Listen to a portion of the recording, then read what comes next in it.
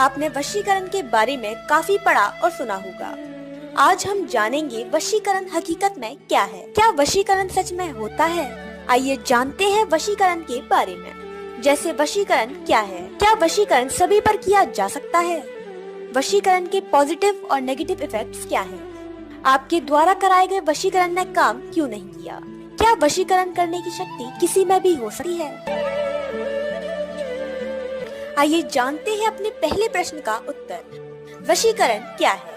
वशीकरण एक संस्कृत शब्द है जो वशी अथवा करण से जुड़कर बना है, जिसका अर्थ होता है किसी व्यक्ति के विचारों एवं कार्यों को नियंत्रित करना।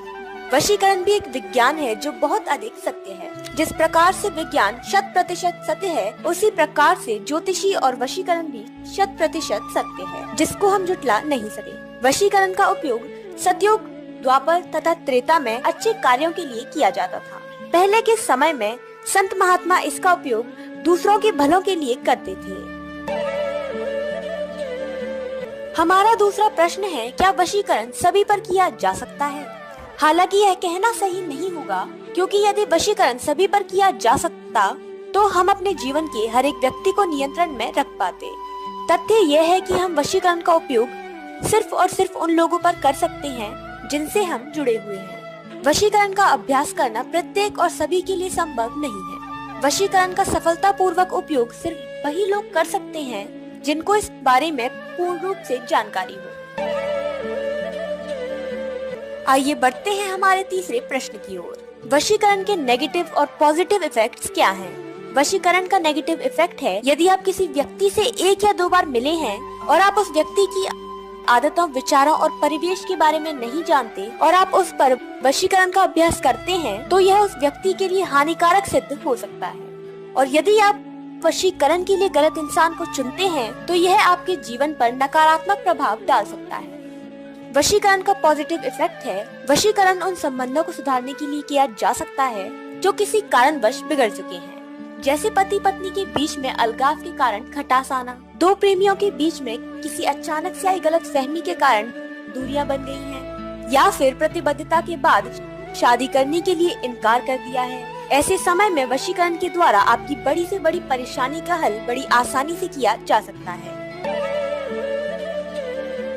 हमारा चौथा प्रश्न है, आपके द्वारा करवाए गए वशीकरण ने काम क्यों नहीं किया? यदि आपने पहले भी किसी ज्योतिषी, तांत्रिक या मौलवी से वशीकरण करवाया था और उससे आपको कोई भी परिणाम नहीं मिला, तो ऐसा अभ्यासी के कारण है, तकनीक के कारण नहीं। इसका सबसे बड़ा कारण यह है कि जो व्यक्ति वशीकरण कर रहा था उसे इस बारे में पूरी जानकारी नहीं थी, क्योंकि वशीकरण हर इंसान नहीं कर सकता। वशीकरण की जो विधि है, उसमें जो मंत्र यूज किए जाते हैं, यदि उनको सही ढंग से ना किया जाए तो वशीकरण सफलतापूर्वक काम नहीं करता। यह कहना भी गलत नहीं होगा कि ऐसे ज्योतिषी, मौलवी और तांत्रिकों के कारण ज्योतिषी का अभ्यास एक बुरा खामियाजा भुगतता है। इस प्रकार के लोगों के संपर्क में आने से खुद को बचाएं और सही जगह पर संपर्क करें। अब बढ़ते हैं अपने 5वें और आखिरी प्रश्न की ओर। क्या वशीकरण करने की शक्ति किसी में भी हो सकती है? वशीकरण का अभ्यास करना प्रत्येक और हर किसी व्यक्ति के लिए संभव नहीं है। इस तकनीक के बारे में पूर्ण रूप से जानकारी रखने वाला व्यक्ति ही वशीकरण सफलतापूर्वक कर सकता है। इस प्रकार से सही जगह पर संपर्क करना अति आवश्यक है। दिखावा करने वाले मौलवी, तांत्रिक पंडितों से आपको कोई भी परिणाम नहीं मिलेगा। कारण यह है कि इस प्राचीन कला के बारे में बहुत कम लोगों को पूर्ण रूप से जानकारी होती है। यदि आप सही जगह पर संपर्क करते हैं तो आपको महसूस होगा कि आपका काम उतना मुश्किल नहीं था जितना कि ये लोग इसे बनाने में करते हैं। यदि आप भी एक सुखी और समृद्ध जीवन की कामना करते हैं और आप भी अपनी सभी